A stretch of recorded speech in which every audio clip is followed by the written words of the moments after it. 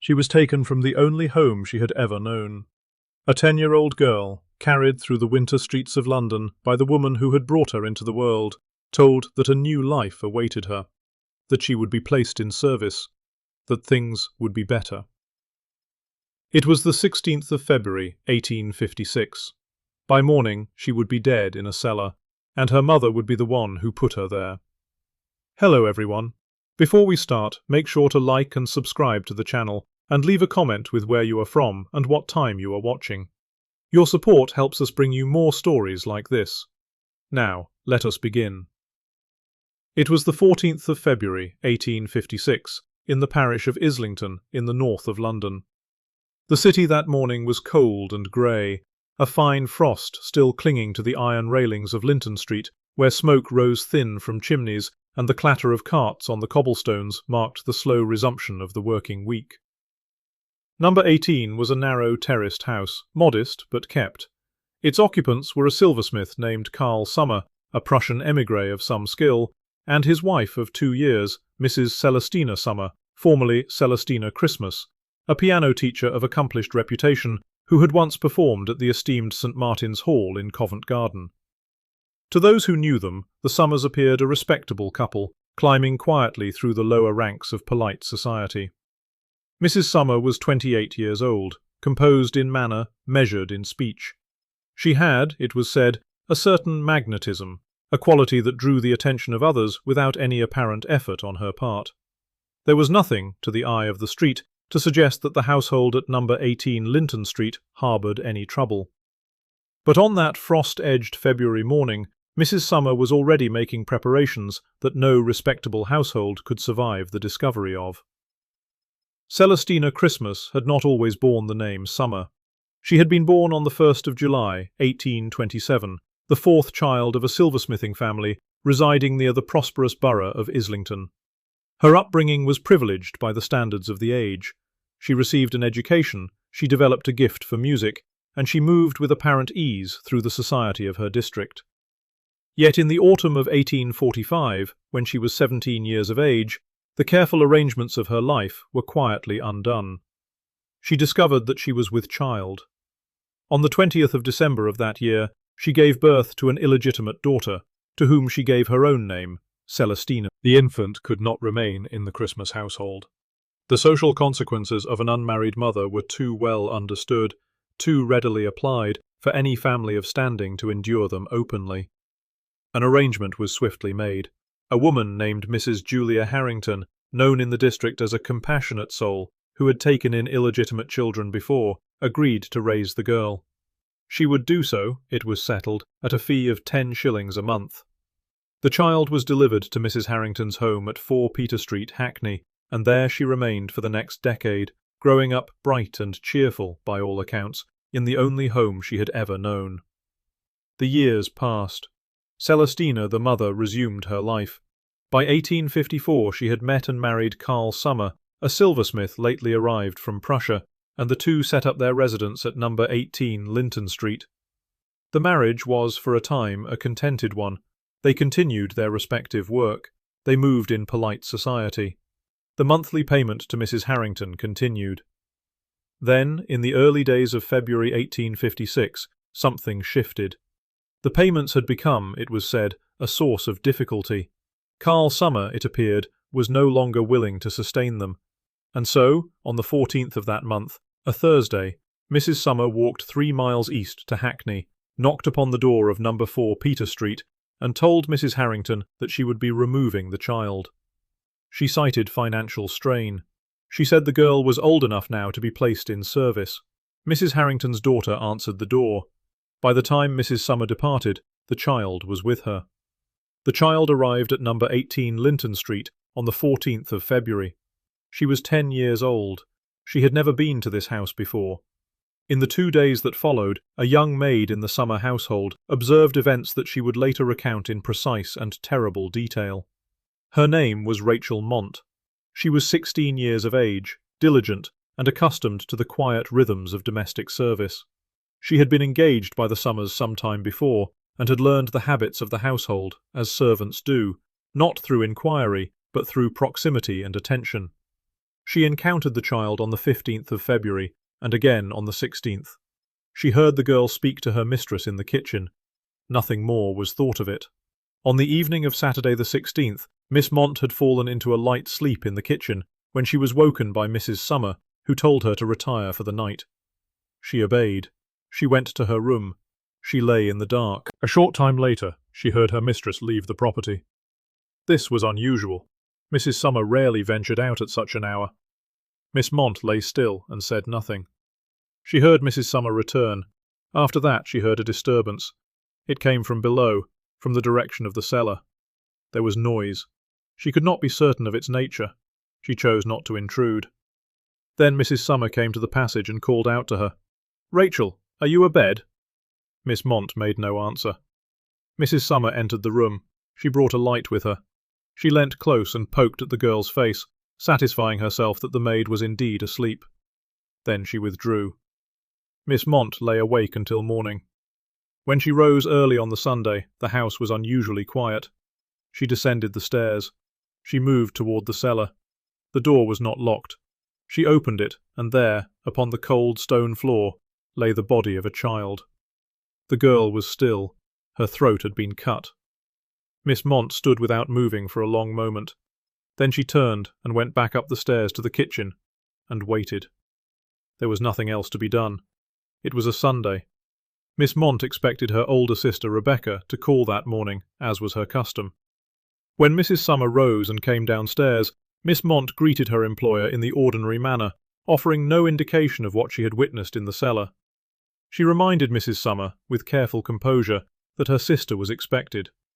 When Rebecca arrived, Mrs. Summer rushed to the door ahead of the maid and called out, "It is your sister, but do not ask her to go downstairs." The two girls met in the front passage. Miss Mont whispered what she had seen. Rebecca did not at first believe her. Nevertheless, upon returning to her place of employment at a haberdasher's house nearby, Rebecca conveyed the information to her mistress, who, despite her own uncertainty, understood that the matter could not be left unaddressed. She sent word to the constabulary. At 4:30 in the afternoon on the Monday following, the 17th of February, police officers arrived at number 18 Linton Street. They searched the property from the ground floor to the cellar. In the cellar, they found the body of a young girl. It was apparent that her throat had been cut. The wound was severe. The child lay upon the stone floor in the cold and the dark, where she had remained since the night of the 16th. Officers also found, elsewhere in the house, a black gown bearing spots of blood. It had been washed and concealed beneath a bed. Inspector Edward Hutton and Sergeant Edwin Townsend took both Mr. and Mrs. Summer into custody. They were escorted to Huyton Police Station for questioning and formally charged with the crime of murder. Carl Summer maintained throughout that he had not been present in the house on the night in question and had never, in fact, laid eyes upon his wife's illegitimate daughter. Officers noted his account. It could not yet be confirmed. The body was formally identified by those who had known the child. She was Celestina Christmas, 10 years and 6 months of age, daughter of the accused. She had lived with Mrs. Harrington in Hackney since the days of her birth. She had been collected from that house just 2 days before her death. The post-mortem examination was conducted by Mr. George Coward, divisional surgeon. He had been called to the property on the evening of the discovery and had examined the body in situ before its removal. In his formal report, submitted to the coroner's court, Mr. Coward described the nature of the wounds with clinical precision. The injuries to the child's throat, he stated, were the direct cause of her death. They were deep and deliberate. They had been inflicted, in his professional opinion, by another person. The child could not, by any reasonable anatomical account, have been capable of inflicting such damage upon herself. Mr. Coward's testimony would prove significant in the proceedings that followed. The evidence gathered from the house was catalogued and set aside for formal review. The black gown, washed but not clean, the staining yet visible to trained examination, was sealed and entered into the record. Its concealment beneath the bed, in a washed state, was noted by Inspector Hutton as indicative of deliberate effort. Meanwhile, the inquest heard the testimony of Rachel Mont in full. The maid gave her account in a measured voice, though the court observed that her lips trembled and that she was visibly disturbed by the recollection of the events she described. She stated that from her room she had heard a conversation between Mrs. Summer and the child, conducted in the kitchen below. Mrs. Summer had told the girl to go to the cellar. The girl had hesitated. When her mother asked whether she was afraid, the child replied, "I am not afraid, but it is a strange place to me. I have not been here before." What followed, Miss Mont said, she heard but did not see. The child cried out that someone wished to cut her throat. Her mother replied, "Suppose I was to cut it?" The child then said, "So you mean to kill me?" She shouted the word murder several times. She cried out, "The devil will take you. You will kill me. I am dying." Then there was a sound, Miss Mont said, as of the child breathing with great difficulty. Then there was silence, and Mrs. Summer walked back into the kitchen, paced for a few moments, and said nothing more. If you are finding this case as compelling as we are, please take a moment to like this video and subscribe to our channel. It truly helps us continue researching and sharing these forgotten stories from history. We also read every comment, so let us know your thoughts on this case below. Now, let us continue.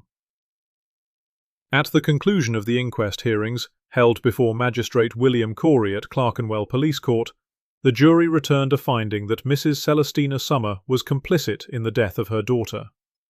Carl Summer's alibi, that he had been absent from the house that evening and returned only at 1 o'clock in the morning, was corroborated by subsequent inquiry.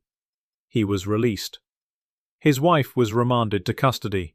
She was formally charged with the willful murder of Celestina Christmas. The trial was set for the Old Bailey. The trial of Mrs. Celestina Summer was held on Thursday the 10th of April, 1856, before Mr. Justice Creswell and Mr. Justice Crompton, at the Central Criminal Court at the Old Bailey, London. The courtroom was full. The atmosphere was tense and still in the particular manner of proceedings in which the outcome, to all in attendance, seemed already half determined. Mrs. Summer was brought into the dock. She was 28 years of age, but she appeared considerably younger, pale, thin, and visibly weakened by her weeks in custody. The judges permitted her to remain seated throughout. At one point, a request was made that she be brought smelling salts, and this was granted. She did not speak unless addressed. Her demeanour throughout was one of a person bearing a weight that had rendered all other function secondary. The prosecution presented its evidence in methodical sequence. The principal witness remained, as she had been at the inquest, the maid, Rachel Mont, now called formally before the court. She gave her testimony again in full. The conversation she had overheard in the kitchen, the child's cries, the silence that followed, the discovery in the cellar the following morning. Her account did not waver. Mr. George Coward, the divisional surgeon, provided a detailed medical account of the injuries sustained by the child, and repeated his opinion that they could not have been self-inflicted.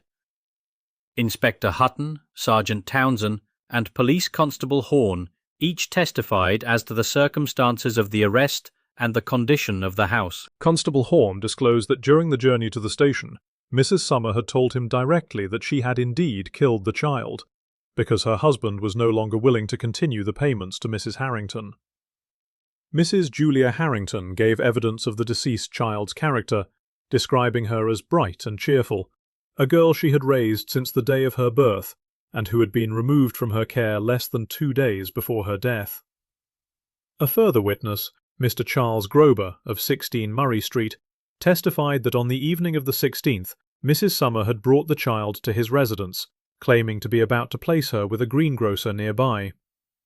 Unconvinced, Mr. Grober had followed her discreetly and observed that she returned instead to number 18 Linton Street. The jury deliberated for 15 minutes. They returned a verdict of guilty of willful murder. Mrs. Summer slumped nearly to the floor. Mr. Justice Crompton donned the black cap. he pronounced sentence of death by hanging. The sentence was delivered. The newspapers reported it. The public absorbed it. And then, as had occurred many times before in the long and complicated history of capital punishment in England, the machinery of justice slowed and stalled and did not complete its intended motion. A petition was raised. Mr. Alfred Diamond, Secretary of the Society for the Abolition of Capital Punishment, took up the case of Mrs. Summer with considerable energy. Her solicitor, Mr. Charles Octavius Humphreys, submitted an appeal to the Home Secretary, Sir George Grey. The grounds were complex and contested. Mrs. Summer's defence counsel had not pleaded insanity at trial, but the question of her mental state could not be entirely suppressed. In the years since the introduction of the Macnaghten Rules in 1843, those imperfect guidelines governing the legal definition of insanity in criminal proceedings, debate had continued among lawyers and physicians as to what precisely constituted a criminal mind incapable of moral responsibility. The medical community offered no consensus. The law offered little clarity. The crime had, many agreed, been premeditated. She had removed the child from Mrs. Harrington's care on a Thursday. She had waited until the Saturday evening. She had ensured the maid was in her room. She had returned to check that the maid was asleep. These were not the acts, many observers argued, of a person unaware of what she was doing. And yet Sir George Grey intervened. The death sentence was commuted, first to transportation, then to penal servitude for life. No public explanation was offered. The contents of the minister's correspondence were never disclosed. The public reaction was immediate and sustained. Articles appeared in the domestic press and in newspapers as distant as Australia and the United States of America. The case of Mrs. Celestina Summer became, unwillingly, a focal point in discussions that reached far beyond the murder of a single child. The death penalty, the definition of insanity, the leniency of courts toward female defendants, and the obligations of the state toward illegitimate children and toward the desperate circumstances that produced crimes such as this. Earl Granville confirmed in Parliament that the minister had recorded his reasons in the customary manner. He declined to make them public. Mrs. Summer began her sentence at Newgate Prison. She was transferred in time to Millbank and later to Brixton Women's Prison. Her physical health declined. Her mental state deteriorated. She was eventually removed to Fisherton House Lunatic Asylum in Wiltshire. She died on the 11th of April, 1859. She was 31 years of age. A post-mortem revealed evidence consistent with a stroke. She was buried on the 16th of April in the new municipal cemetery at Fisherton. A stone plaque was set above the ground. Today, no visible trace of it remains. The child she took from Hackney on a winter Thursday, promising her a new life, a position, something better. That child's name was also Celestina. She is buried nowhere that can be found.